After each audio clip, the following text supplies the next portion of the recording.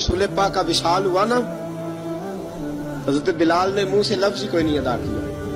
کسی نے اپنا دکھڑا کسی انداز میں سنا لے. حضرت عمر نے کہا، جس نے کہا حضور وصال کر کے گردن اڑا دوں گا. حضرت عثمان غنی نے کہا خبردار کوئی مجھے آ کے نہ بتائے کہ مصطفیٰ وصال کر گئے.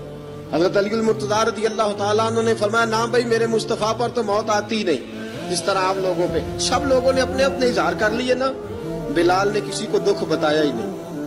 ایک کونے میں بیٹھ کے نا حضرت بلال اکیلے آنسو بہاتے رہے، کسی کو بتایا ہی نہیں، اکیلے روئے. ایک شخص کہنے لگا یار بلال بولتا نہیں. کہا نہ بلاؤ اسے.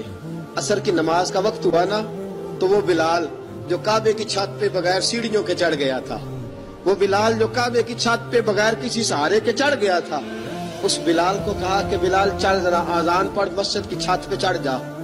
حضرت بلال کئی بار چڑھے اور کئی بار گرے، کئی بار چڑھے اور کئی بار گرے. حضرت بلال حبشی رضی اللہ تعالیٰ نے آواز دی، کہا سلمان میری مدد کرنا، میری مدد کرنا. اب مجھ سے چڑھا نہیں جاتا، اب مجھ سے جایا نہیں جاتا. جناب سلمان فارسی نے بھی سوال نہیں پوچھا کہ بلال تو بیمار ہے، یہ نہیں پوچھا. حضرت بلال کو 2-4 صحابہ نے اٹھایا، چھت پہ پہنچایا. بلال نے اذان شروع کی.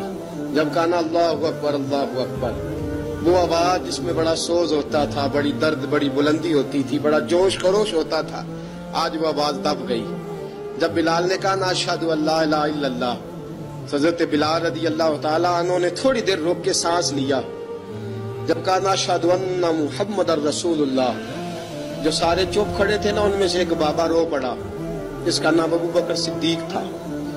جب حضرت ابو بکر صدیق کی آنکھ میں آنسو آیا تو حضرت بلال چھت کے اوپر زمین پہ گرے، زمین پہ گرے اور کہا ابو بکر یہ ڈیوٹی کسی اور کی لگا دے، یہ ڈیوٹی کسی اور کی لگا دے، اب میری روح اجازت نہیں دیتی، مصطفیٰ کریم کے بعد مجھ سے اذان نہیں پڑی جائے گی.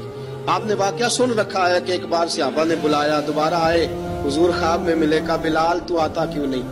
بلال چھوڑ کے چلے گئے تھے. فرمایا اب میرا یہاں دل نہیں لگتا. ملک شام کے شہر حلب میں چلے گئے تھے، چھوڑ دیا تھا مدینہ منورہ. اب میری نگاہوں میں جچتا نہیں کوئی، جیسے میرے محبوب ہیں ایسا نہیں کوئی. حضور خواب میں ملے، آئے مدینے. حضرت بلال آخری بار، لوگوں نے کہا اذان پڑھو. کہا مجھے وہ اذان بھول ہی گئی ہے جو مجھے مصطفیٰ کریم کے زمانے میں پڑھا کرتا تھا، مجھ سے نہیں پڑھی جاتی. نہ مجھے کہو، میں کیسے پڑھوں؟ امام حسن اور حسین نے آ کے دامن تھاما نا تو کہا بیٹا میں تمہاری نانی کا بھی نوکر رہا ہوں، میں تمہاری ماں کی چکی بھی پیستا رہا ہوں، مجھ سے کوئی فرمائش نہ کر ڈالنا.